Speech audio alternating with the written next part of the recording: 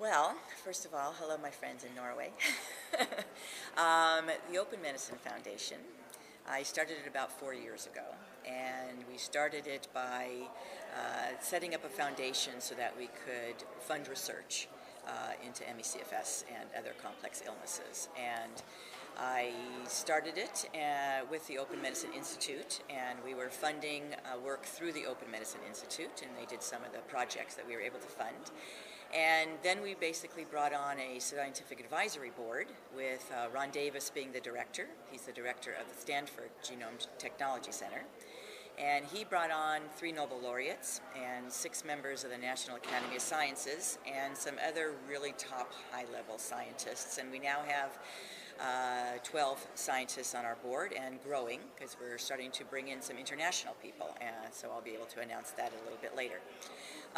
But we're now doing our own research and raising funds for our own research that the Scientific Advisory Board is deciding to do.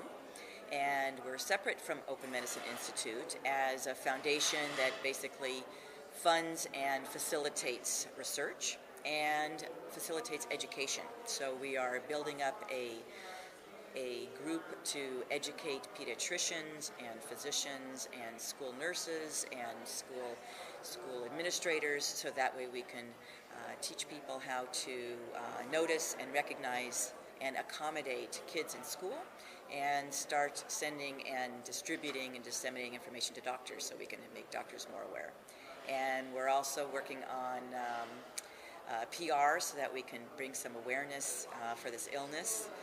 Around the world, we're hoping to talk to and get some spokespeople to go out in public to talk about this. So we're also doing a big push for that as well. And we work with volunteers, and I have a director of communication and development that works with me. Her name is Marilyn Simon Gerzik. And the rest of our volunteers, and we've taken this international, which is very exciting, and I hope to meet a lot of people internationally as well that are part of OMF International, because it's an international problem. So we communicate and we try to get all the information out by email and by social media to anybody who wants to see what we're doing. We encourage them to, and our purpose is to give hope to people to know that research is happening.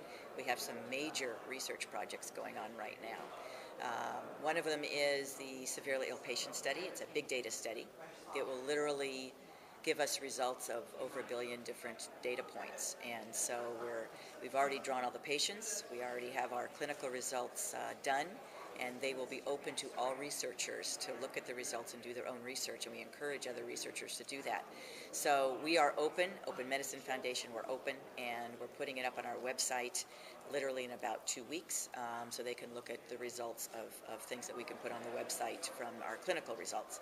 The research results and research testing is still going on for that particular study. And we actually went to homes of 20 severely ill patients with 4 people and collected body fluids and physical assessment of the patients who were homebound. And now we're doing also a metabolomics study on non-severely ill, more moderately ill.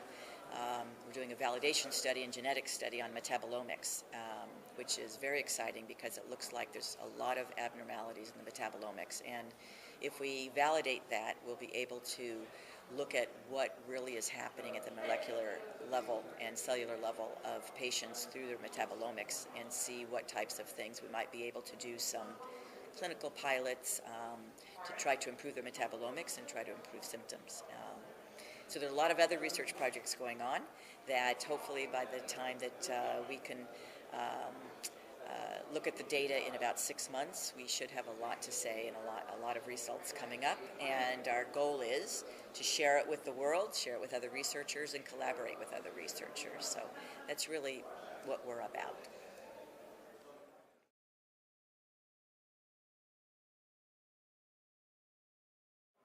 Well, we hope and pray and dream, but truthfully, I think that we will happen on what are some of the actual causes in the body and mechanisms in the body that need to be fixed. We will then be able to test pilots and we'll be able to, hopefully in the laboratory, by the way that we're designing some experiments, be able literally to test every FDA-approved drug that is already approved. So we're looking to do this as inexpensively as possible for the patients and quickly as possible. So if we look at drugs that are already available, we want to look at those first to see if things would work outside the patient in the laboratory. Once we do that and we find some things that are working, then we'll try some pilots with patients. So yes, all that takes time, but I do think, and I do have hope, and I do have a daughter with this, and so this comes from a passion and a hope that we've never really had before to end ME-CFS, and I think we'll be able to find some answers, and I think we'll be able to find some treatments, and it will cross over for ME-CFS and fibromyalgia and chronic Lyme and hopefully multiple chemical sensitivity, and I really truly think that some of the things that we find out at the cellular and molecular level will help all those illnesses. So yes, I think that we'll be able to end ME-CFS someday, and we're just going to keep at it until we do.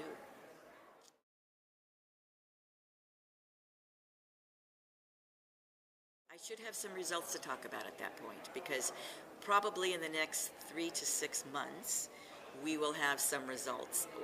We will have some results, and we'll probably have some of the programs written that can analyze those results. So I'll be able to talk about whatever at that point, whatever I can talk about. I'll be able to at least tell you how far we are and what we're doing and what next results and what next research we're doing. So yes, I'm hoping to come and visit the first or second week of June, and I would love to meet as many people I possibly could meet that could to join us in Norway when I do.